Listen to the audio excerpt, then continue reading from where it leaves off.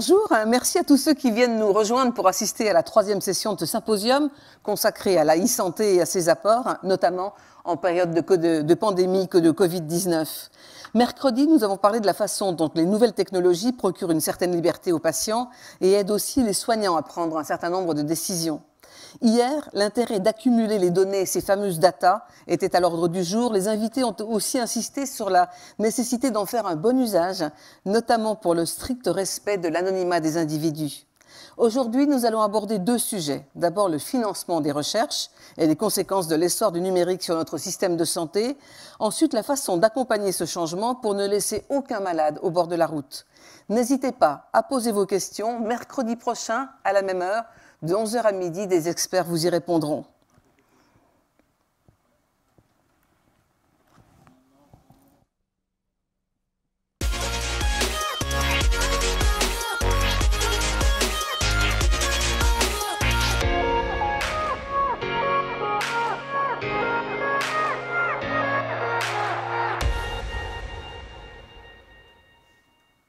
Je vous présente tout de suite les 2 intervenants de notre première mini-session, comme c'était écrit dans le programme. Chara Louafi, vous êtes directrice du Fonds Patient Autonome pour l'investissement biotech et écotech à la BPI. Et Daniel Benamouzik, vous êtes, alors je prends mon souffle, sociologue, directeur de recherche au CNRS, au Centre de sociologie des organisations et titulaire de la chaire santé de Sciences Po. Vos recherches portent sur la santé, l'économie et la gouvernance institutionnelle. Vous êtes enfin membre du conseil scientifique dans le cadre de la gestion de l'épidémie de coronavirus. Voilà. Quand nous avons préparé cette table ronde ensemble, il y a un élément qui m'a intéressée dans ce que vous disiez, Chara, c'est finalement cette crise actuelle est plus une crise sanitaire que financière. Ça veut dire qu'on a plein d'argent ? Ça veut dire qu'effectivement, il y a de l'argent. Il y a de l'argent en fait qui est utilisé dans le cadre de deux voies en fait. La première voie, c'est soutenir en fait le tissu d'innovation qui reste fragile. Et ça, c'est l'action de l'État. Et c'est ce qu'a fait BPI France typiquement. On vient tout juste d'annoncer en fait un soutien par des prêts garantis par l'État d'un montant en fait de 3 milliards pour vraiment accompagner en fait les startups. C'est de ça dont on parle. Hein. L'innovation est portée par les startups françaises et toute industrie confondue.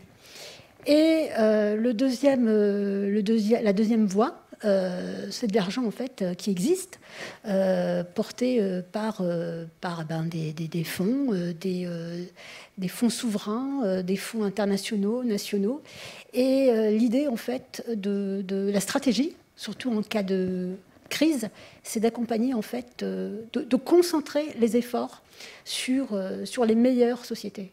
Et donc, meilleure société, ça veut dire quoi? Ça veut dire en fait des entreprises qui ont une roadmap très claire et qui ont la capacité en fait de traverser la crise sanitaire en l'analysant comme une formidable opportunité.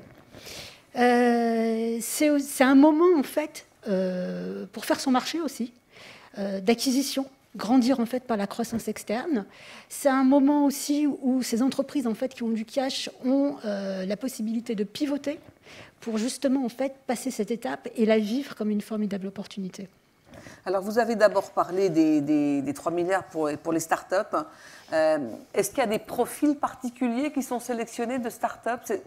Comment ça se passe? Il y a un appel, j'imagine, un appel d'offres. Hein. Pour les prêts garantis par l'État? Oui.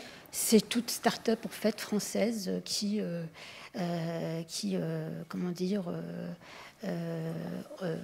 répondent à des fondamentaux, sont innovantes fortement, ils sont jeunes.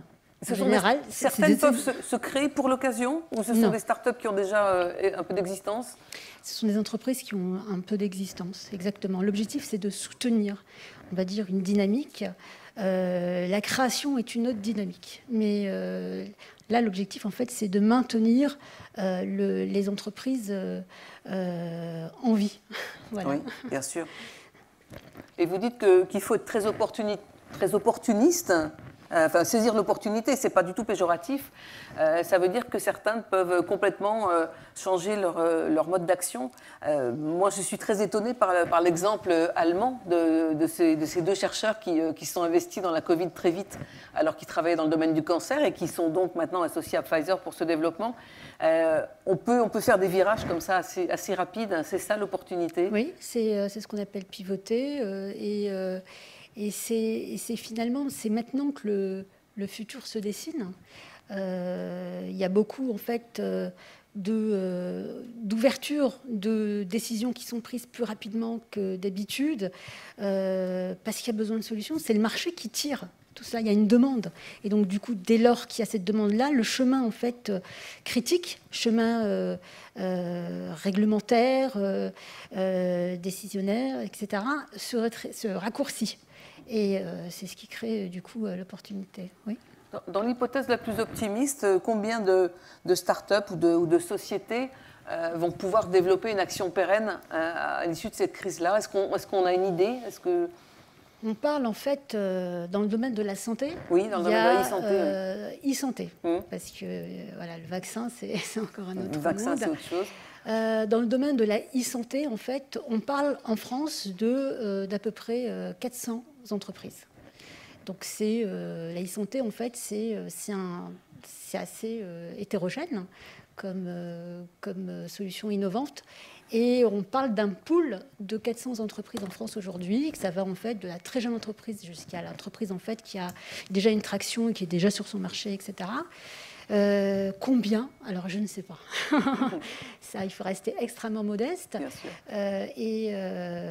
Si une entreprise, on va dire, a des fondamentaux solides, a trouvé son marché, a un début de traction, là, en fait, l'objectif, c'est d'accélérer. La crise va faire ça, en fait. Elle va accélérer. Et donc, tout se décide un petit peu. L'avenir se décide aujourd'hui. Et c'est important, en fait, d'être dans ce mouvement-là, ce mouvement d'accélération. C'est pour ça, en fait, que faire des acquisitions est une solution pour se mettre dans cet ordre de marche. Daniel Benamouzik, le sociologue que vous êtes, comment réagit-il à ces propos? C'est vraiment une opportunité, effectivement, pour certains, mais ça doit être très compliqué pour d'autres. Une épidémie, avant tout, et on le voit tous depuis maintenant un certain temps, c'est un ensemble de chocs. Ce sont des chocs évidemment sanitaires, c'est des chocs économiques, c'est évidemment des risques sociaux aussi qui sont prégnants, qui sont tangibles, qui sont parfois dramatiques pour certains segments de la population.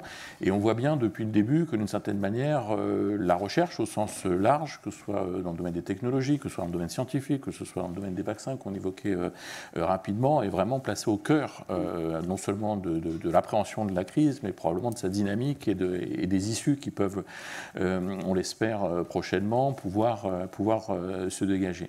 Et dans ce contexte de choc et de recherche de solutions, on voit bien qu'il y a des repositionnements, effectivement, qu'il y a des nouveaux équilibres, qui ne sont pas seulement des équilibres entre acteurs économiques, qui sont des équilibres, je crois, peut-être plus fondamentaux encore sur la trajectoire historique de notre rapport à la santé, de notre système de santé, qui s'est construit historiquement sur des bases très curatives et même assez hospitalières en réalité, qui a été un moyen de faire face, notamment dans un premier temps et jusqu'encore aujourd'hui, de faire face aux enjeux les plus difficiles d'une certaine manière de la crise, mais qui évidemment ne résume pas l'ensemble des problèmes, loin de là, avec du coup des nouveaux équilibres qui se cherchent encore entre des logiques curatives, des logiques de santé publique, des logiques hospitalières et des logiques extra-hospitalières. Il y a un des paradoxes, à mon sens, de cette situation, qui est sans doute appelé à évoluer et sur lesquels, du coup, un certain nombre d'innovations vont devoir, ou déjà se positionnent, c'est qu'on a un paradoxe où il a fallu répondre à une crise de santé publique, et une crise majeure de santé publique, avec des instruments curatifs. Et du coup, avec assez peu de moyens, en réalité, en termes de santé publique en France. On a d'assez bons instruments de surveillance qui ont pu être mobilisés assez rapidement, mais on est quasiment en défaut d'opérateurs opérationnels de terrain à l'échelle des territoires, à l'échelle des villes, des métropoles. Pour faire plus de prévention, pour faire de l'information. Pour faire de l'information, pour éviter d'une certaine manière ce caractère très vertical qu'on a tous vécu de l'information, de consignes, voire de contraintes et d'obligations. Donc certainement de l'information, mais aussi de l'action, du déploiement des logiques de test, par exemple, de l'accompagnement des populations pour favoriser des formes d'isolement, dont on sait qu'elles sont difficiles jusque encore aujourd'hui, et on va le voir très prochainement dans les mois qui viennent, on l'espère, sur les questions de vaccination et du déploiement de la vaccination à une très très large échelle. Et donc du coup, là, il y a des repositionnements qui se cherchent, qui se font, on fait avec les acteurs qui existent, évidemment, mais on sent qu'il y a des changements d'équilibre, et probablement qu'un certain nombre d'innovations, y compris d'innovations technologiques, vont devoir prendre leur place, et prennent en réalité déjà leur place dans ces évolutions-là. Alors, il y en a une qui a pris sa place, c'est la télémédecine. On en a déjà parlé, on en a parlé hier. Est-ce que c'est la fin d'abord de l'hospitalocentrisme ? Ça, c'était une vraie question. Et est-ce que la télémédecine, dans son modèle économique de développement et sociologiquement, va être une solution pérenne ?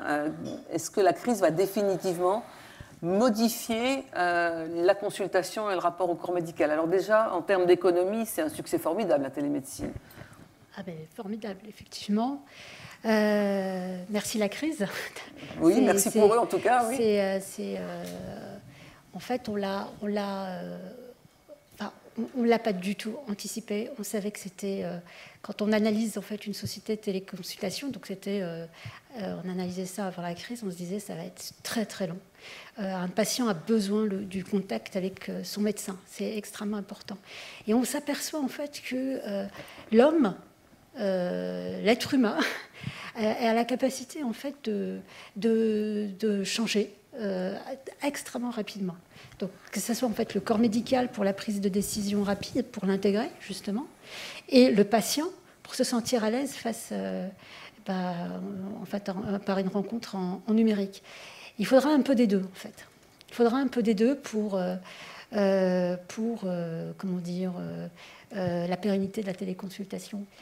Dans la consultation, en fait, il y a plusieurs en fait, briques organisationnelles. Ça peut être en fait très occasionnel. Pour les maladies chroniques, ça peut être en suivi. Enfin, le positionnement en fait, de la téléconsultation en fonction des parcours de soins est extrêmement différent. Et ça donne une richesse extraordinaire.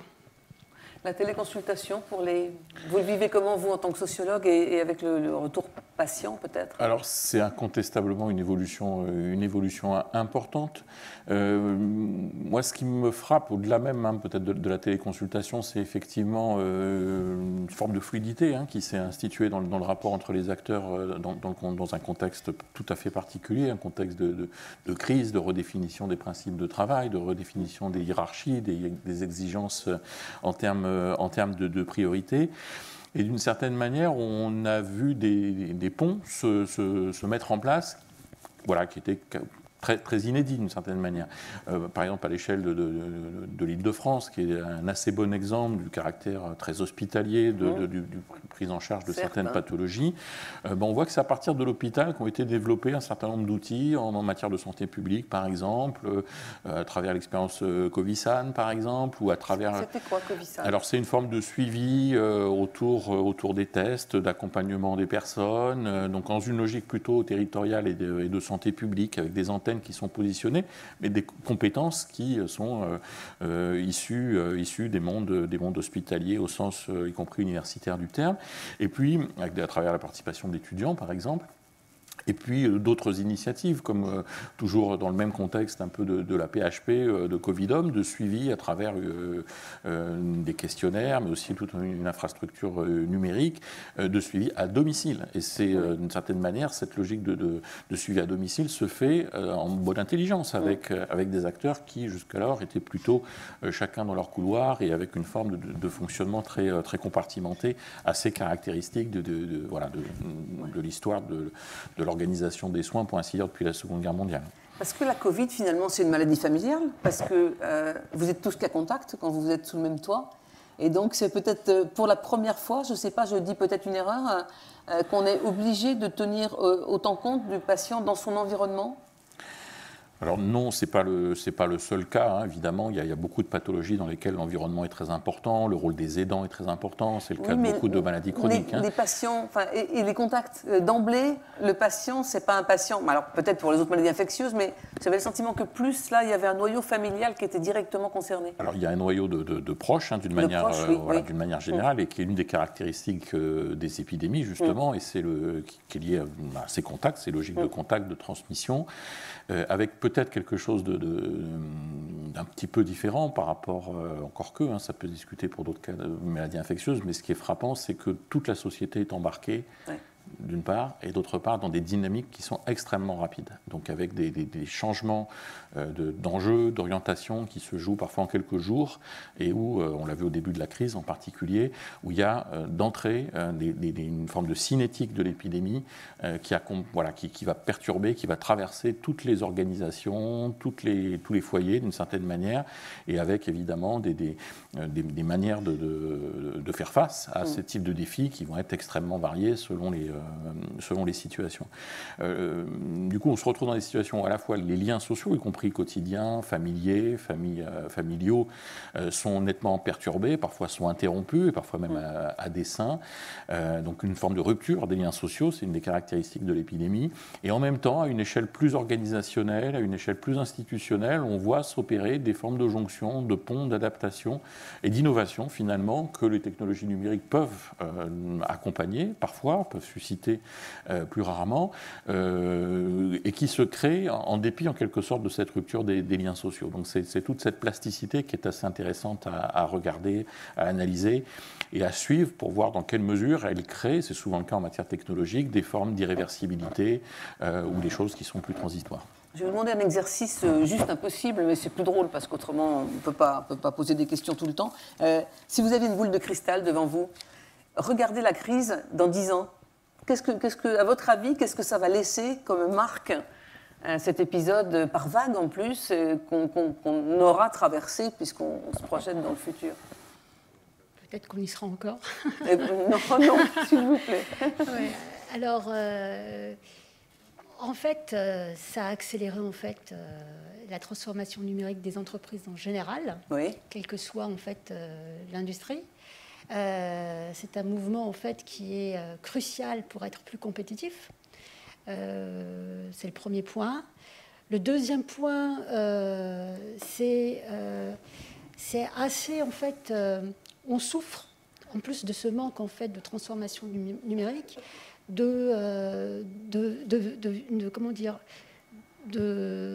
d'exercice en silo. Et mais on va dire au sein d'un hôpital, ville. Et ils ne vont pas se recréer, ces silos-là, vous croyez? Ils sont définitivement détruits? Alors, en fait, on n'aura pas le choix de casser ces silos. On n'aura pas le choix, que ce soit en fait entre les générations. En fait, dans tous les domaines, la rupture du silo est clé, justement pour pouvoir en fait, se maintenir dans le temps et traverser le temps. Ça va être en fait un moment assez important, je pense, pour la civilisation entre guillemets. On voit en fait que la technologie a énormément aidé, l'innovation a énormément aidé en fait l'homme à se développer, à être beaucoup plus, on va dire, expert, productif, etc. Il a besoin des autres aussi. Et ce regard, cette nouvelle collaboration va être clé, justement pour préserver en fait, un peu notre civilisation. On va rentrer, en fait, à mon avis, dans un monde un peu plus contraint. Les richesses seront un peu plus, on va dire, circonscrites. Et il faudra, en fait, se réinventer. Et ça va se réinventer par des nouvelles formes de collaboration qui passent pas forcément par l'innovation. Et il faudra avoir une conscience, en fait, différente. Ce sera ça. On prend des ressources pour se former, pour grandir, évoluer, etc. Il faudra aussi, un peu comme on va dire l'économie circulaire, il faudra aussi contribuer pour que les richesses communes puissent être préservées. Merci. Alors, dans 10 ans? C'est très difficile de répondre à cette question-là. On a déjà du mal à savoir en 15 jours où on va être et comment va se passer le déconfinement. Donc, il ne faut peut-être pas trop en demander quand même sur une extrapolation à 10 ans. Mais globalement, on peut effectivement se livrer à ce genre d'exercice et peut-être même que la période s'y prête particulièrement. Voilà, il y a peut-être deux choses sur lesquelles j'aimerais pointer en quelque sorte l'attention. Peut-être une version positive qui serait de voir l'importance que les questions de santé prennent, et elles ont avoir un caractère très positif en termes de renforcement du bien-être, en termes de préoccupation pour la vie au sens large du terme. Et on sait qu'après cette épidémie, on aura aussi à faire face à des enjeux qui sont des enjeux d'environnement, des enjeux climatiques, et qui d'une certaine manière ont aussi à voir avec les mêmes types de rapports entre science et décision, entre population et système économique, entre place de l'innovation et place de préservation d'une civilisation, comme vous disiez. Donc on peut avoir un renforcement de ce type-là, on verra si c'est le cas ou pas nécessairement. Ça serait la vision un petit peu positive. Et puis il y a une vision qui est plus critique, sur laquelle on avait d'ailleurs attiré l'attention au sein du Conseil scientifique très tôt, dès le mois de mars, je crois, le mois d'avril, sur la place de ces technologies. Très vite, on a vu effectivement des acteurs se mobiliser, être agiles, déployer un certain nombre d'initiatives, déployer des outils qui étaient extrêmement utiles, par exemple sur la constitution des indicateurs qu'on utilise maintenant tous les jours et en routine pour gérer cette épidémie. Il y avait un caractère véritablement utile, mais en même temps que ces solutions-là, on voit se développer des choses qui transforment assez profondément, on l'a dit, les relations entre acteurs. Et où, au bénéfice des technologies, au bénéfice de la télémédecine, la place de plateformes ou de technologies qui ne sont pas nécessairement des technologies souveraines ou intégralement souveraines, vont modifier les rapports entre acteurs. Et les modifier durablement. Et potentiellement peuvent les modifier durablement, et dans la faveur d'un contexte épidémique où ces questions-là n'auront pas été complètement discutées, complètement débattues en termes de rapports de force, de rapports de pouvoir, de rapports économiques, de rémunération. Voilà, comment les professionnels vont rentrer dans ces systèmes-là, comment les patients vont rentrer dans ces systèmes-là, qui exerce un contrôle sur ces systèmes-là, dans le respect de quels droits. Il y a des enjeux qui sont des enjeux assez lourds, si on veut donner une image un peu caricaturale et un peu peut-être effrayante. Est-ce qu'on n'a pas un risque d'ubérisation globale du système de santé à la faveur du déploiement de ce type de solutions, de ce type de plateforme? Ça risque réel. Cette ubérisation, elle concernerait qui, par exemple? Alors c'est assez difficile à ce stade de le voir, mais on voit déjà des plateformes qui captent un certain nombre de professionnels de santé dans les différentes activités dont on a parlé, de médecine ambulatoire, de médecine hospitalière, et avec une capacité probablement d'intégration d'un certain nombre de solutions et d'un certain nombre de services. Alors voilà, il y a ce spectre, je pense qu'il faut l'appréhender, il faut le prendre au sérieux. Voilà, dans les rédactions qu'on avait proposées sur ces éléments-là, on distinguait trois scénarios. Un scénario de déploiement très rapide et presque aux dépens des acteurs impliqués, qui peut poser un certain nombre de difficultés et qui en tout cas peut renverser la donne, y compris sur des questions presque géopolitiques. On les a touchés du doigt sur certaines questions, sur Stop Covid par exemple, typiquement. Donc est-ce qu'on aura ce premier scénario d'accélération très forte? Est-ce qu'on aura au contraire quelque chose qui va être une poussée très temporaire au bénéfice de l'accélération des prises de décision, mais qui ne sont pas de nature à remettre fondamentalement en question des logiques plus anciennes, etc. Le temporaire, pour vous, c'est quel? C'est la temporalité de l'épidémie, où on risque de revoir se mettre en place des modes de fonctionnement un peu plus, malgré tout, en silo, un peu plus organisés, un peu plus... voilà. Donc ça, c'est aussi des choses qui sont possibles. Et puis, il y a une troisième voie, peut-être, qui se dessine, où on a quelque chose qui s'inscrit dans la durée, avec ces phénomènes de verrou technologique, d'irréversibilité technologique, et du coup se pose la question éventuellement, est-ce qu'on arrive à le réguler? Est-ce qu'on arrive à l'encadrer par un certain nombre de normes? On a vu les débats sur le RGPD, par exemple, versus des technologies qui étaient peut-être plus en délicatesse, ou à propos du Health Data Hub, par exemple, le type d'infrastructure qu'on utilise, etc.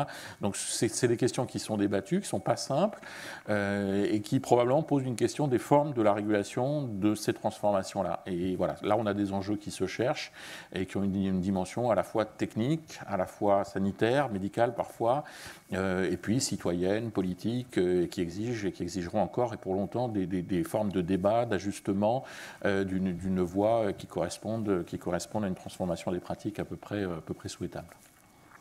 Merci beaucoup. Vous vouliez ajouter quelque chose, Sarah, pour finir ou Non. Non, mais je suis assez d'accord. En fait, l'éthique, la régulation seront des sujets en fait d'avenir. En fait. On vous donne rendez-vous dans quelques années pour voir si vous aviez bien vu. Avec plaisir. Merci beaucoup. Merci beaucoup. Merci, vous sortez pas.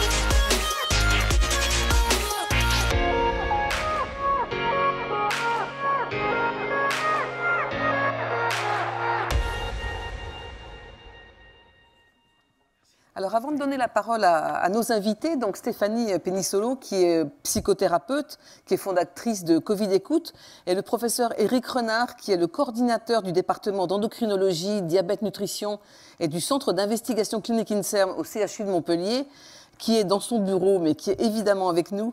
Je vous propose de regarder le docteur Bernard Castells, qui est radiologue, qui est directeur innovation et transformation de l'hôpital de Valenciennes.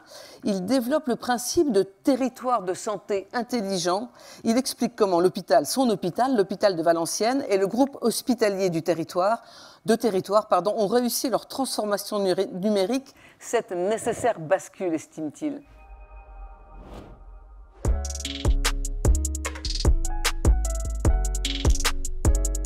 La transformation numérique, pourquoi? Parce qu'avant de pouvoir faire de l'intelligence artificielle, il faut maîtriser d'une part la production des données dans les différents hôpitaux du GHT, le nôtre évidemment en particulier. D'autre part, pouvoir entreposer ces données sous forme neutre et pouvoir les pré-ranger en quelque sorte pour pouvoir les utiliser ultérieurement et en faire des applications d'intelligence artificielle ou des applications de services, de web services par exemple. Deux éléments importants à prendre en compte, c'est que cette transformation numérique permet d'abord de communiquer entre les différents hôpitaux sans changer l'environnement des systèmes d'information hospitaliers à propos des patients et donc d'échanger dans un entrepôt neutre partagé l'ensemble des données concernant un patient quand il a besoin de passer d'un établissement à l'autre. Ça permet aussi d'établir des liens avec la ville et la médecine de ville en particulier, notamment sur la filière diabète sur laquelle on travaille, et par ailleurs d'établir des liens avec l'ensemble des acteurs de santé puisque les patients connectés, évidemment, à la maison auront dorénavant besoin d'avoir et d'obtenir, voire de produire des données qui les concernent et qui concernent leurs maladies, notamment des maladies chroniques. Deux applications particulières. La première, Calypse, qui nous permet de prédire plutôt les flux aux urgences, c'est-à-dire la quantité de patients qui arrivent aux urgences, et ça 8 jours avant, avec une prédictivité d'environ 91% de façon régulière à 8 jours. Et d'autre part, de prévoir les parcours des patients à partir des urgences et la manière dont ils vont se répartir à l'intérieur de l'hôpital. Deuxième application que nous avons maintenant en routine, c'est un algorithme d'imagerie standard et un algorithme d'imagerie pour le poumon de face qui permet, comme vous le voyez, de déterminer s'il y a une pathologie, notamment traumatique pour l'os, ou une pathologie au niveau des poumons. Il faut savoir que cette imagerie représente des dizaines de milliers d'examens par an pour nos hôpitaux et que c'est une activité qui reste très forte et qui mérite les capacités d'analyse de l'intelligence artificielle qui viennent épauler les urgentistes d'une part, mais aussi tous les médecins qui utilisent cette imagerie, dont les radiologues, qui finalisent l'examen en posant leur diagnostic en s'aidant de l'intelligence artificielle.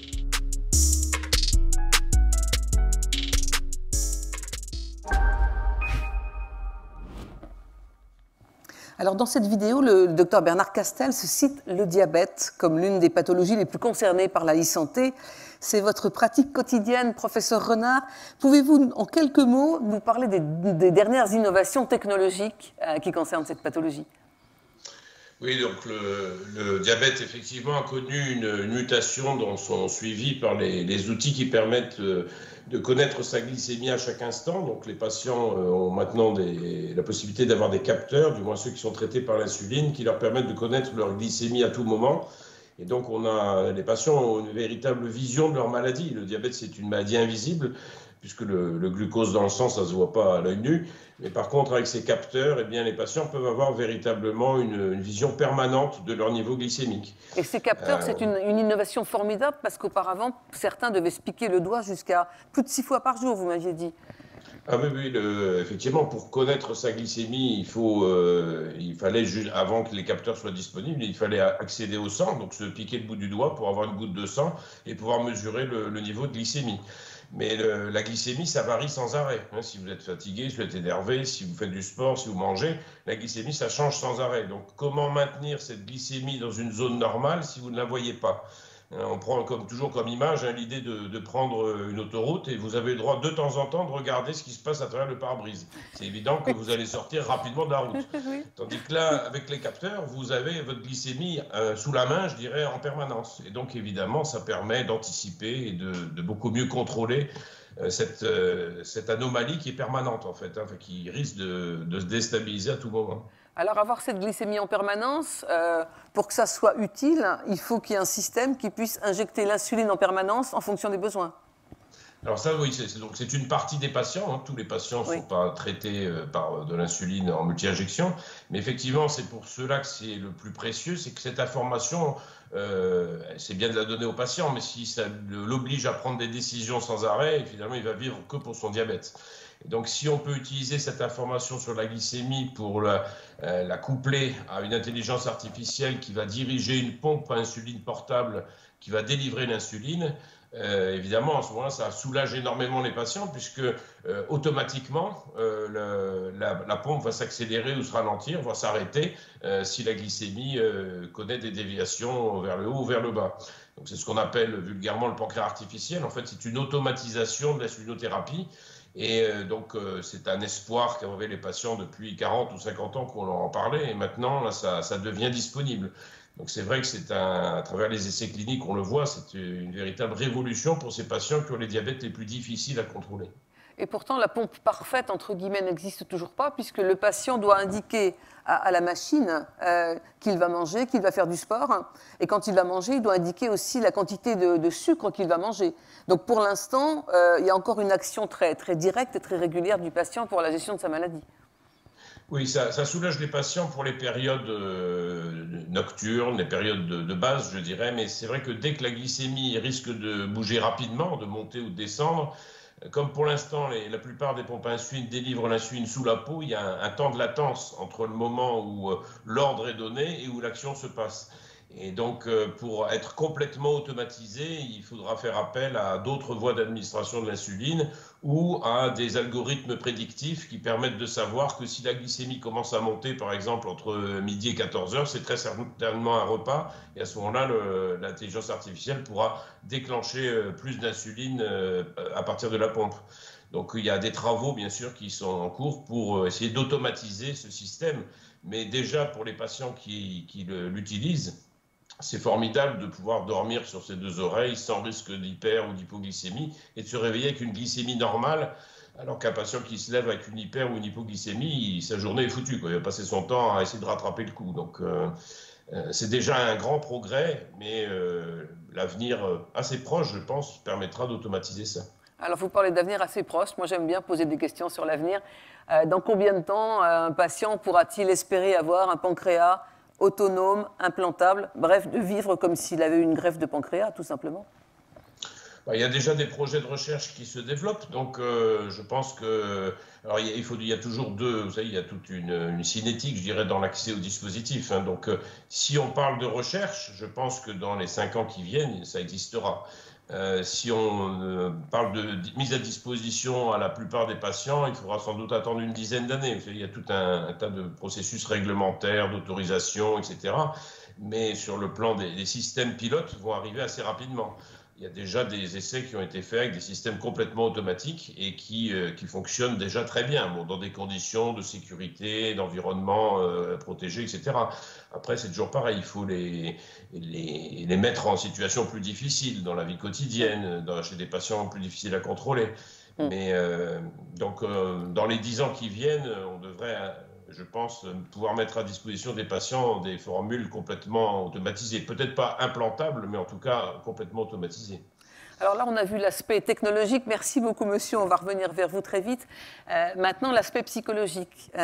Il semblerait que l'acceptation d'une maladie, une maladie chronique comme le diabète, dépende quand même de la façon dont ça a été annoncé et dont on est accompagné. Le professeur Renard me disait, quand on a préparé, qu'un patient qui n'accepte pas sa maladie ne bénéficiera jamais de la technologie. Donc là, il y a vraiment un rôle clé de l'annonce de la maladie, de l'accompagnement. Oui, il y a un rôle clé, effectivement, de l'annonce de la maladie, du lien, de l'alliance thérapeutique entre le médecin et le patient, de la manière dont le médecin aussi va expliquer. C'est-à-dire qu'il y a toute une pédagogie autour de la maladie, expliquer ce qu'est la maladie, comment ça fonctionne, et surtout expliquer comment fonctionnent les traitements et comment fonctionne cette intelligence artificielle. Parce qu'il faut quand même avoir confiance dans l'intelligence artificielle. C'est très joli comme ça, c'est un joli modèle. Mais après, on a plusieurs patients qui vont nous dire « Mais attendez, moi, je ne veux pas être contrôlé par une machine. Si jamais ça ne marche pas, qu'est-ce qui se passe, quoi ?» Donc, il faut déjà un lien vraiment très, très fort entre le médecin et le patient. Et surtout que le médecin fasse vraiment preuve de beaucoup de pédagogie avant que le patient accepte et s'approprie finalement ce traitement. Et c'est encore peut-être plus compliqué avec le diabète, enfin ce type de diabète dont on parle, qu'on appelle le diabète de type 1, qui touche en général des enfants. Donc il faut convaincre les parents pour qu'ils passent le bon message aux enfants. Je veux dire, la confiance, elle commence par les parents. Oui, tout à fait. Alors là, c'est essentiel. Et il ne faut pas hésiter à expliquer avec des dessins, des schémas, des choses très très simples, et vraiment essayer d'avoir un langage qui soit vraiment... c'est essayer de vulgariser le langage médical. Très souvent, les patients arrivent en disant « j'ai rien compris ».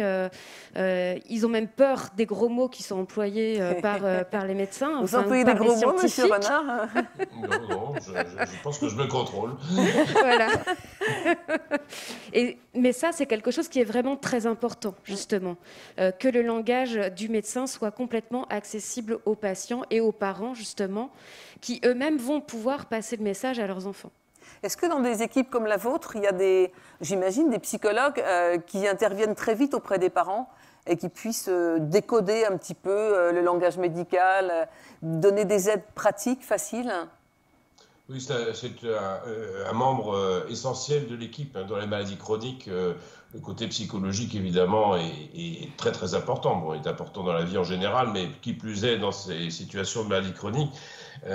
Et puis, les gens ne disent pas la même chose à un psychologue qu'à un médecin non plus. Et donc, c'est important dans l'équipe de pouvoir échanger parce qu'il y a des choses que les malades, pour diverses raisons, ne vont pas oser dire à leur médecin, mais ils vont se confier à un psychologue. Donc, c'est important de pouvoir communiquer, de savoir ce que disent les uns les autres. Donc, tout ça, vous comprenez que c'est une façon de fonctionner avec du temps, avec de l'expérience, avec de la confiance. Alors ça s'oppose un peu avec le débat précédent qui parlait de la e-santé, où on avait une espèce de consommation médicale dans l'instantanéité. Dans les maladies chroniques, le sentiment de confiance est essentiel. Et pour ça, il faut du temps. Et tous les malades n'ont pas la même chronologie. Il y en a qui vont mettre des mois, des années parfois à s'y mettre.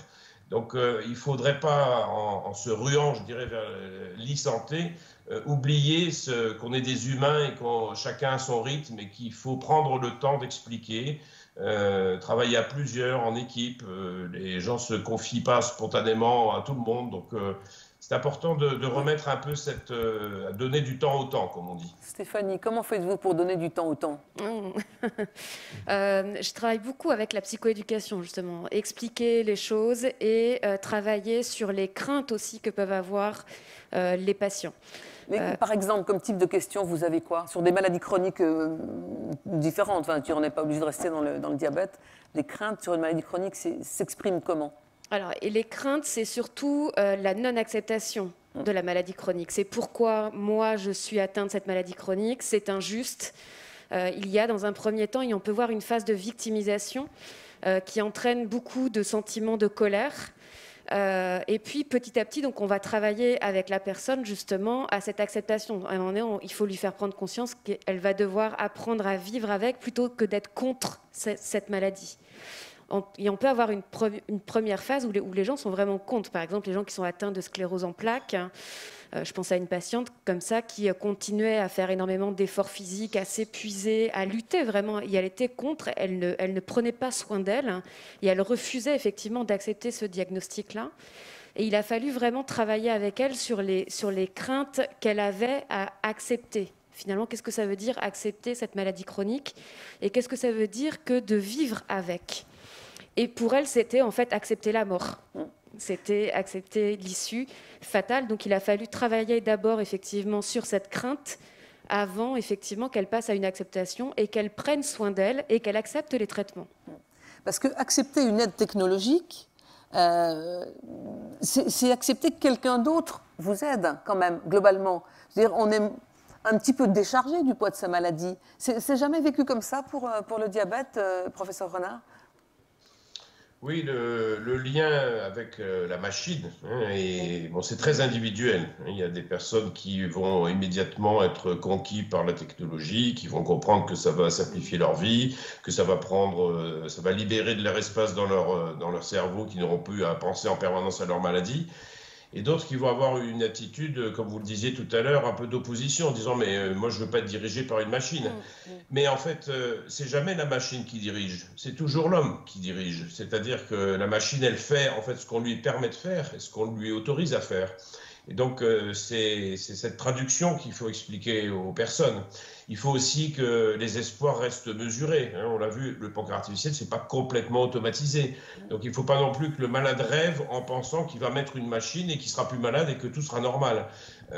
Donc, c'est vraiment c'est un instrument. Et nous, on est des conseillers techniques. C'est comme ça que je l'explique aux patients. Je leur dis, vous savez, c'est vous qui êtes l'acteur. La machine va vous aider, mais nous, on est là pour vous conseiller. Donc, c'est une espèce d'alliance thérapeutique qu'il faut créer. Alors, ça peut prendre du temps. Il y a des gens qui sont plus réticents que d'autres. Mais avec la patience, on finit assez souvent par y arriver quand même. Sauf difficultés socio-économiques qui sont souvent à l'origine des problèmes psychologiques. Ouais. À la différence de la greffe d'organes, où on vous dit « oubliez ce nouvel organe, il fait partie de vous, il vous appartient », quand c'est une aide technologique, on ne réagit jamais de la même façon. Oui, tout à fait. Enfin, c'est quelque chose qui est... c'est quand même un procédé qui est assez invasif aussi, qui est assez intrusif quand on met des capteurs ou des stimulateurs ou autre. C'est quand même pas rien, quoi. Et on vous Mais met quand on vous change de cœur, on change aussi un organe quand même. Mais une fois qu'il est en place, il est en place. Oui, là, c'est quelque chose qui n'a pas à voir avec la matière vivante. Le don d'un organe, c'est quelque chose qui nous correspond et qui correspond à ce qui compose l'intérieur de notre corps. Là, on introduit une machine ou un composé électronique. C'est quand même particulier. C'est particulier, oui. Ouais. Et là, on peut avoir aussi plein de fantasmes par rapport à cette introduction, justement, de capteurs sous la peau, des capteurs. Et là, on le voit d'ailleurs avec toutes les théories complotistes. Qu'est-ce qu'on peut effectivement intégrer comme capteur et qu'est-ce qu'on va faire avec ces capteurs? Donc, c'est pas si simple que ça. Ouais. Alors, c'est tout cet aspect psychologique qui nous intéresse. Et vous avez récemment donc créé le site Covid Écoute. Est-ce que vous avez retrouvé dans la peur ou la difficulté de gérer cette maladie les mêmes choses que pour les autres pathologies, ou est-ce que c'est très très différent? Ils vous appelaient pourquoi, les gens? Alors, c'est quelque chose de très différent. Là, lors de la première vague, Covid Écoute a été un outil qui a beaucoup plus fonctionné que les plateformes téléphoniques. Il y avait des aides psychologiques proposées donc, par les plateformes téléphoniques et les gens appelaient très très peu. En fait, ils avaient besoin d'un contact humain et la plateforme Covid Écoute, justement, proposait des visioconsultations. Et ça, c'est quelque chose qui a énormément motivé les personnes à nous appeler.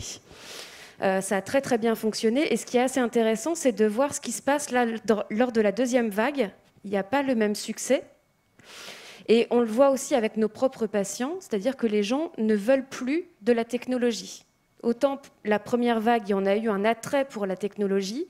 Ils étaient complètement emballés, ça les a même plutôt excités, ils trouvaient ça rigolo. Ils étaient confinés pour la première fois. Ils étaient confinés pour la première fois. Il y avait quelqu'un qui venait chez eux. Même par écran interposé. Voilà. Ouais. Seulement, chez soi, c'est devenu le cabinet médical, le cabinet de psychothérapie, c'est devenu le lieu de travail, la salle de gym, le lieu familial, le lieu de gym, et les gens en ont juste assez d'être chez eux et veulent récupérer en fait leur intimité. Ils veulent retrouver cette intimité. Ouais. Et donc là, sur la deuxième vague, on a vraiment des gens qui nous disent « Moi, je veux venir vous voir à votre cabinet. Maintenant, c'est autorisé, donc moi, je viens vous voir. » Et si on prend le cas particulier des patients qui avaient des pathologies psychiatriques, parce que la psychiatrie, c'est quand même le parent pauvre de la santé depuis longtemps, est-ce que quand on souffre d'une dépression grave, quand on souffre d'une schizophrénie, enfin d'une vraie pathologie psychiatrique, on a réussi à trouver une aide quand même à travers un écran, ou est-ce que ces patients-là, pour vous, c'était beaucoup plus difficile que pour les autres ? Alors, ce sont des gens avec qui on a quand même bien réussi à établir un lien. Alors, au départ, il y en avait convenu qu'on faisait 3 à 4 séances gratuites, puisqu'elles étaient complètement gratuites, ces séances de visioconsultation. Et avec les gens qui étaient beaucoup plus en souffrance, on est allé pour certains jusqu'à 10 séances gratuites. C'est-à-dire qu'on a eu un suivi très, très régulier pendant tout le confinement et juste après le confinement, avant de les réorienter vers quelqu'un. Donc, il a fallu un suivi beaucoup plus serré. Et là, effectivement, on se rend compte qu'il n'y a pas assez de moyens mis en place par l'État, justement, pour soutenir les personnes en difficulté psychologique. Et ces patients-là, ils continuent à téléconsulter ou ils ont de nouveau besoin de vous voir, d'être avec vous ? Alors, ils ont besoin d'être avec nous. Ils ont besoin de venir nous voir. Plus que les autres encore ? Plus que les autres encore, oui. Il y a une autre catégorie de patients qui a été très, très impactée, Monsieur Renard, parce que toutes les statistiques disaient qu'ils étaient à très haut risque, c'est les patients obèses. Je pense que dans votre service, vous faites de la nutrition, il y en a beaucoup. Vous avez eu un suivi particulier pour ces patients-là ? Ils ont eu plus peur que les autres ? Comment ça s'est passé ? Beaucoup se sont confinés, en fait. C'était le réflexe un peu du terrier. Donc, ils se sont vite enfermés chez eux. Le problème, c'est qu'il y en a qui ont, du coup, mangé plus. Et ça, c'est pas bien pour eux. Donc, il y en a qui ont aggravé leur situation. En fait, le confinement lié à la Covid, c'est ça le problème. C'est-à-dire que, bien sûr, on se met à l'abri du virus. Mais par contre, il y a beaucoup de patients chroniques, et les obèses en particulier, qui se sont aggravés parce qu'ils se sont coupés de solutions thérapeutiques, ils ont retardé des soins qui étaient nécessaires. C'est un peu ce que je redoute, moi, c'est les effets secondaires indirects du confinement. Et quand vous parlez des obèses, c'est un peu inquiétant, parce qu'il y en a beaucoup qui, malheureusement, se sont aggravés en étant confinés chez eux et en dissipant une partie de leur angoisse en mangeant encore plus. Donc ça, c'est le gros problème du confinement et des maladies chroniques. Et il n'y a pas de programme, est-ce qu'il y a des programmes pour ces patients spécifiques qui ont été mis au point par des psychologues Parce que c'est vrai que c'est difficile de retrouver chez soi quand on ne peut pas sortir et que, à part manger, c'est un petit peu limité le plaisir. Alors, il y a un programme que l'on avait mis en place, c'était les réunions de groupe, c'est-à-dire qu'on réunissait 8 personnes qui étaient confinées par Zoom. Et on travaillait sur les stratégies qu'il fallait développer justement pour faire face aux difficultés rencontrées par le confinement. Donc, ce qui était intéressant, c'est que les gens étaient assez acteurs finalement ils étaient créatifs, c'est-à-dire qu'ils se sentaient investis d'une mission pour filer les petits trucs aux uns et aux autres du groupe. Et ça, c'est quelque chose qui a très très bien fonctionné.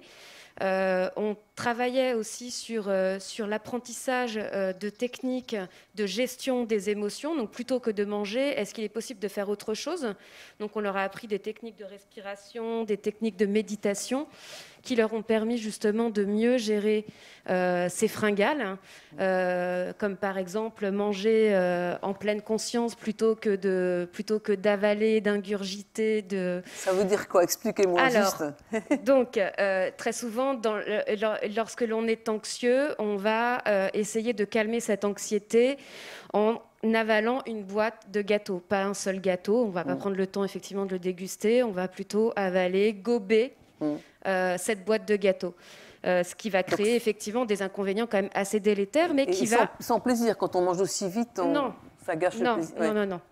Et donc, par contre, ça va soulager effectivement leur angoisse. Donc, ils vont réussir à s'apaiser à ce niveau-là, mais c'est quelque chose qui va durer uniquement un temps. Ils vont refaire, effectivement, ils vont être obligés de remanger à nouveau pour à nouveau calmer leur anxiété, ce qui fait que c'est un cycle infernal. Donc là, on va leur apprendre... En plus, ils grossissent, ils sont encore plus anxieux. Voilà, parce qu'ils s'en rendent exactement. compte. Ouais. Exactement. Donc là, ce qu'on leur fait faire, c'est...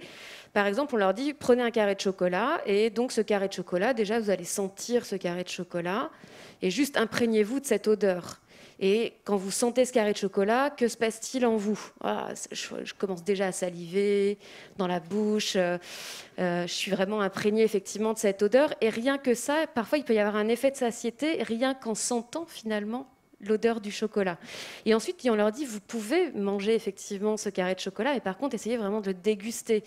Un peu comme on déguste un vin, on va passer le carré de chocolat dans toutes les parties de la bouche, au niveau du palais. Est-ce que ça a le même goût? Est-ce que ce sont les mêmes saveurs qui se dégagent du chocolat quand on les met sur le palais, quand on les met sur les joues intérieures, sous la langue, dessus la langue? Et en fait, le manger de cette manière-là va leur permettre d'avoir un effet, une sensation de satiété, rien qu'avec un carré de chocolat. C'est formidable. Voilà. Un carré de chocolat pour 8 jours, moi je prends tout de suite. Hein. Merci. Monsieur Renard, pour finir, est-ce qu'il y a eu des erreurs liées à cette crise qu'il ne faudra jamais renouveler, ou est-ce qu'il y a des leçons positives que vous avez pu tirer? Le feu l'emporte toujours sur les pompiers au début. Hein. Ça, c'est difficile de tout prévoir. Non, je pense qu'il y a eu, malgré un système de soins français hospitalier qui a quand même été malmené par des années d'austérité, il y a eu une formidable réactivité des professionnels de santé qu'il faut quand même louer. D'ailleurs, c'était cité dans de nombreux journaux internationaux que la France, avec son outil un peu désuet et vétuste, a été extrêmement flexible et adaptative. Donc je pense qu'il faut bien sûr garder ce système D à la française, cette capacité de s'adapter, mais évidemment il faut, maintenant qu'on a vu où étaient nos lacunes, il faut les combler. Et ce serait une très grosse erreur de dire finalement c'est pas si mal débrouillé avec des bouts de chiffon et on va rester comme ça. Je crois que c'est un signal fort qui est lancé aux autorités qui gèrent le budget des hôpitaux et de la santé en général, en disant non, la santé, c'est plus une espèce d'austérité. On ne parle pas de produits de consommation, on parle de quelque chose qui est important. Et il faut qu'on mette à niveau notre système de santé en s'appuyant sur toutes ces nouvelles technologies qui vont aider. Mais c'est un moment unique, justement, pour actualiser notre système de santé qui a pris cette vague en pleine tête parce qu'il n'était pas du tout prêt. Il y avait trop d'années d'austérité, de sous-personnel, etc. Donc c'est extraordinaire qu'on ait pu s'en sortir si bien. Formidable, merci beaucoup, ça sera le mot de la fin. Je vous remercie tous les deux. Je vous signale que si vous voulez poser des questions, faites-le, n'hésitez pas. Des experts vous répondront, des experts qui ont été présents depuis ces 3 jours vous répondront mercredi prochain de 11h à midi. Nous nous retrouverons avec plaisir.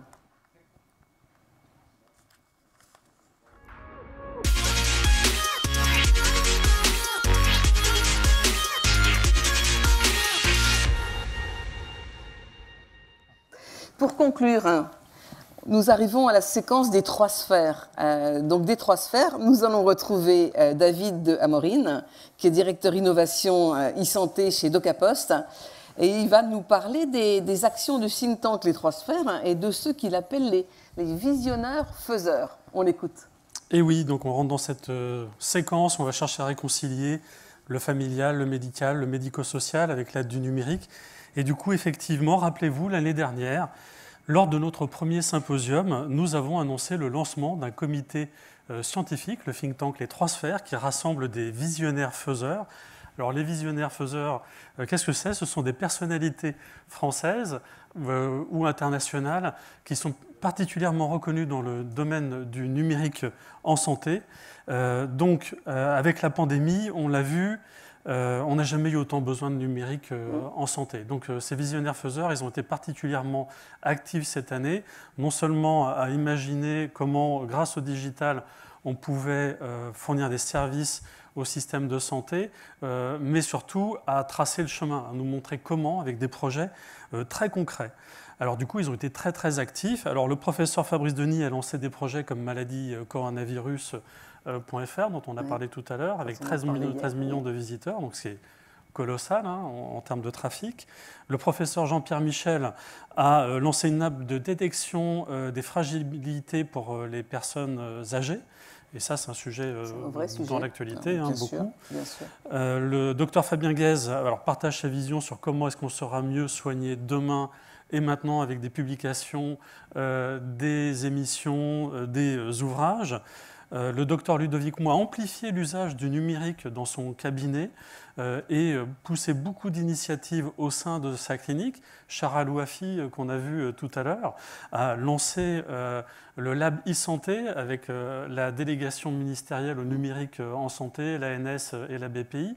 Le professeur Gérard Friedlander, que tu connais bien, a lancé la fondation de l'Université de Paris. Alors, il sera avec nous la semaine prochaine. Et il sera avec nous la semaine prochaine. Donc, fondation qui rassemble, entre autres, les facultés de médecine de Paris-Descartes, Paris-Diderot, pour soutenir des projets innovants en santé. Alors, c'est intéressant de réfléchir, de dégager des visions, de dégager des projets très concrets. Mais du coup, ce qui est intéressant aussi d'observer au sein de ce think tank, c'est qu'il y a des connexions qui se créent. Par exemple, Chara et Gérard ont annoncé là très récemment le lancement du premier incubateur dédié aux entrepreneurs sur la santé numérique en France. Fabrice Denis, avec DocaPost, avec l'Alliance Digitale, a lancé le site Maladie Coronavirus.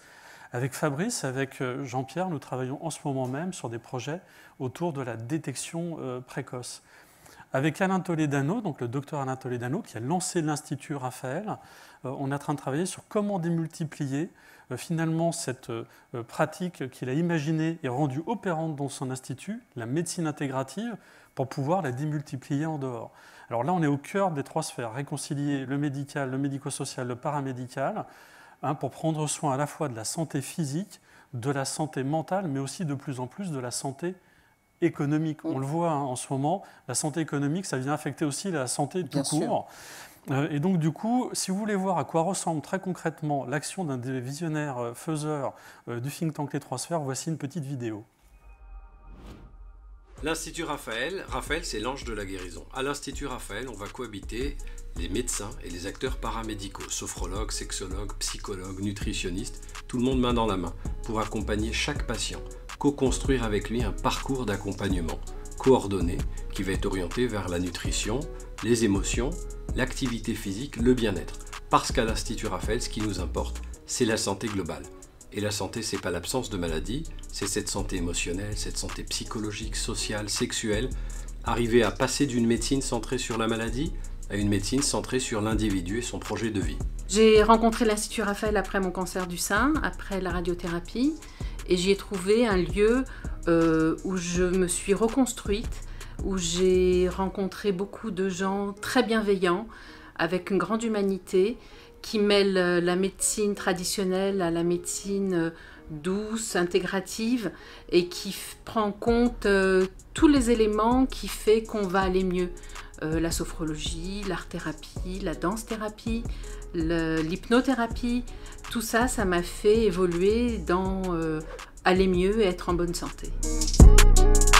Ici, c'est la salle de gym où j'ai eu la chance de faire de la danse-thérapie et de reprendre un peu conscience de mon corps qui était un peu mis en berne pendant toute cette année. Et j'ai aussi rencontré cette chère Ghislaine qui m'a emmenée pour une journée entière faire du tennis et du tir à l'arc. Et ça a été une journée exceptionnelle. Si tu veux nous en dire deux mots, ce serait top.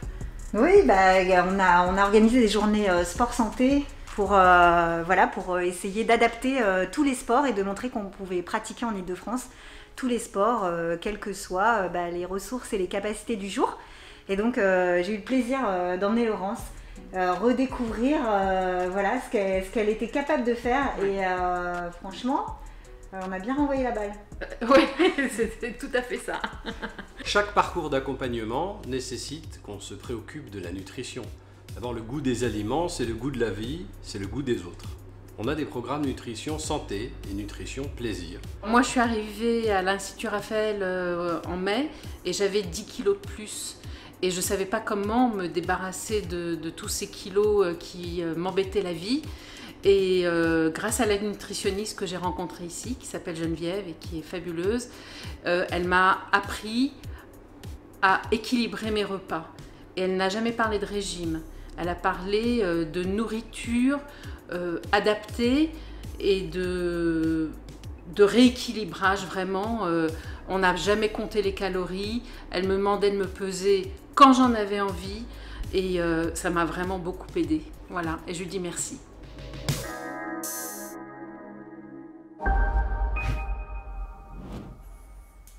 Mais dites-moi, David, il ne parle pas du tout de technologie, parce que la cuisine, le sport, il parle de sommeil, il parle de sophrologie.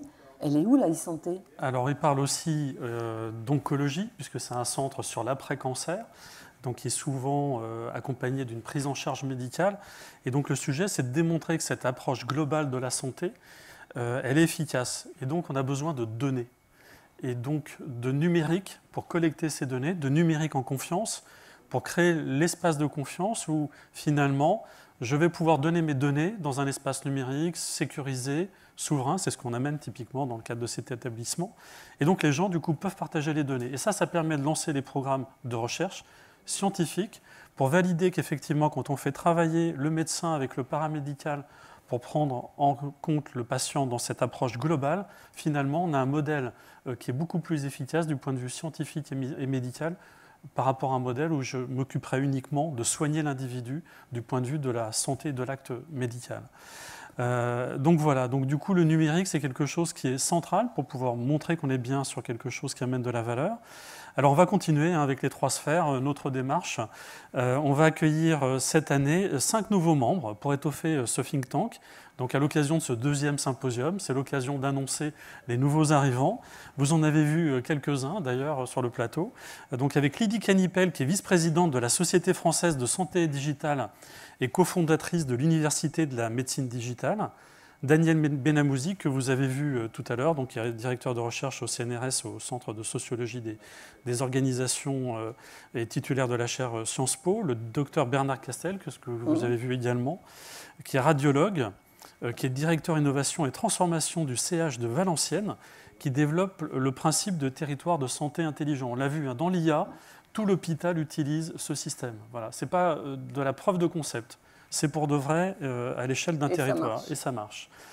Henri Bergeron, qui est directeur de recherche au CNRS, au Centre de sociologie des organisations, membre de la chaire Santé de Sciences Po, spécialiste en politique de santé, et Jean-Marie Dunant, que vous avez vu lors de la première émission, qui est directeur des activités e-santé de DocaPost. Alors nous rassemblons ce think tank pour dégager des éléments de vision, de conviction. L'idée, c'est de les publier sur un blog pour les rendre accessibles au plus grand nombre, aux experts, mais pas que, tous ceux qui veulent rentrer dans ce sujet de la santé numérique, à partir de l'espace d'ailleurs que vous avez utilisé pour vous connecter, donc c'est très simple. Alors d'ailleurs, nous allons continuer à explorer ensemble des sujets comme l'usage de l'IA et du big data en santé dans un cadre éthique, la fracture numérique en santé, la santé globale intégrative, la souveraineté en santé, etc. D'ailleurs, nous allons avoir des tables rondes, une spéciale Les 3 sphères, qui vont mobiliser ce think tank et d'autres penseurs, acteurs, pour réaliser 7 tables rondes additionnelles qui seront publiées tous les 15 jours après cette première séquence. Donc à partir du 26 novembre prochain, rendez-vous sur le blog Les 3 sphères, donc on ne va plus se quitter. En attendant, moi je vous propose d'inviter Olivier Vallet, le PDG de DocaPost, à nous rejoindre.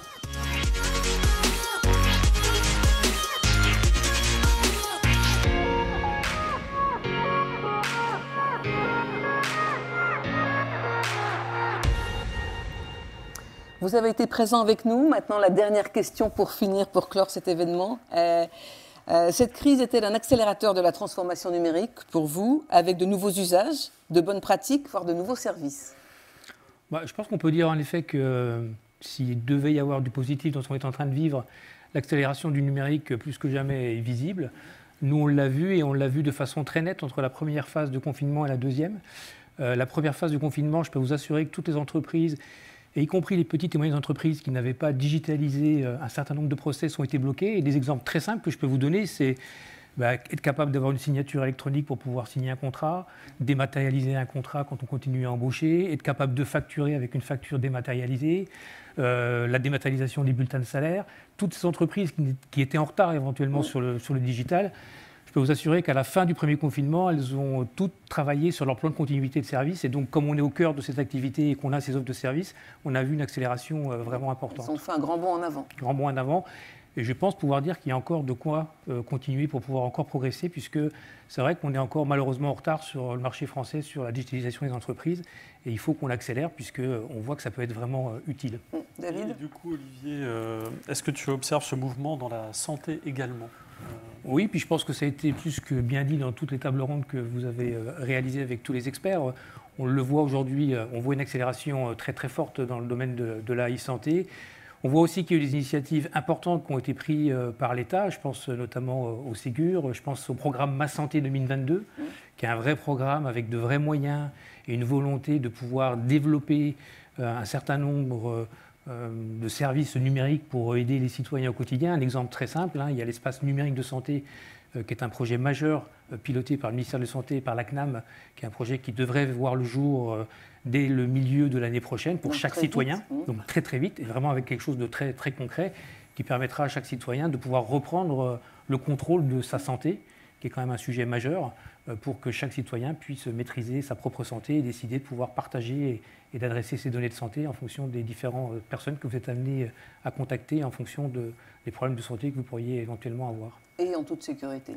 Et en toute sécurité, en toute confidentialité, avec une notion éthique, puisque je crois pouvoir dire que s'il y a un sujet, moi en tous les cas à titre individuel, je n'ai pas envie que mes données de santé soient accessibles par n'importe qui pour que demain elles puissent être données ou monétisées à ma banque, à ma mutuelle, à mon assurance, qui bien entendu s'en servira à des fins mercantiles qui ne sont pas ce qu'on a envie de vivre, je pense, tous ensemble. Il y a eu pas mal d'échanges sur le numérique au service de qui, qui est au service de qui. Donc là, comment est-ce qu'on va diffuser ces pratiques au plus grand nombre ? Il va falloir les convaincre finalement, les citoyens, les Français, les médecins, les professionnels de santé, les paramédicaux, que cette technologie est à leur service et pas l'inverse. Donc il va falloir les accompagner aussi dans cette transformation. Ouais, et c'est là où je pense que c'est un vrai gros sujet. Nous, on l'a vécu, par exemple, si on a déployé une application pour un certain nombre d'opérations ambulatoires dans un groupe clinique qui s'appelle le Elsan. Et on a vu qu'en effet, l'adoption de ces outils numériques, y compris pour les professions médicales, donc je parle des médecins, n'est pas aussi facile que ça. Et donc on a été amené à pouvoir les accompagner. Vous avez repéré les principales zones de blocage ? Les principales zones de blocage, elles sont... Alors je ne sais pas si elles sont générationnelles ou pas, mais en tous les cas, il y a clairement des gens qui ont plus d'appétence avec le numérique et d'autres qui en ont moins. Il y a toujours cette crainte éventuellement, en effet, de perdre le contrôle de son activité. Et on voit bien qu'à chaque fois, en tous les cas, quand on l'a fait, à chaque fois qu'on a trouvé des sachants moteurs, on s'est aperçu que ça avait un effet vertueux, puisque en fait, le médecin se rendait compte que le numérique était simplement là pour pouvoir être utile pour lui et qu'il soit encore plus disponible pour pouvoir faire son vrai métier, qui est de consacrer du temps à ses patients. Et puis sur les Français de façon générale, et c'est là où nous on croit vraiment à la complémentarité entre le physique et le numérique, puisque là aussi c'est bien beau de vous déployer des outils numériques, mais il faut que tout le monde puisse se les approprier, il faut que tout le monde puisse y avoir accès. Et là, ce n'est pas qu'un problème générationnel, on a tous des exemples. Et c'est là où le groupe La Poste, DocaPost, adossé au groupe La Poste, peut être utile, puisque on a la chance d'avoir 70 000 facteurs déposés dans toute la France. Et donc, on a un certain nombre de services où on combine un support physique qui permet donc à ces personnes qui ont plus de difficultés de les aider à paramétrer tel outil ou à leur montrer comment ça fonctionne, de manière à ce que tout le monde puisse être utile. Donc, la combinaison du physique et du numérique au plus proche des patients dans les territoires, dans un souci d'inclusion, c'est un vrai sujet, c'est une vraie conviction, puisque là où vous avez raison, c'est que le numérique ne se déploiera pas massivement si on laisse de côté un certain nombre de gens qui ne se sentent pas à l'aise avec ces outils-là. Ne pas oublier les oubliés du numérique, on l'avait déjà évoqué à un moment. Donc tu es assez positif alors par rapport à ce qui se... Je ne sais pas si c'est positif. En tous les cas, je pense qu'il faut être optimiste. Oui. D'abord parce que c'est une bonne résolution. D'abord parce que je pense qu'on passe tous des journées assez suffisamment anxiogènes aujourd'hui pour qu'on passe un peu de positif. Un exemple que je vais vous donner, nous au sein de Capos, on vient de lancer un programme qu'on a appelé les judokas schumpeteriens. Donc judoka parce qu'ils savent tomber, ils savent rebondir, et Schumpeter, vous connaissez sa théorie sur l'économie.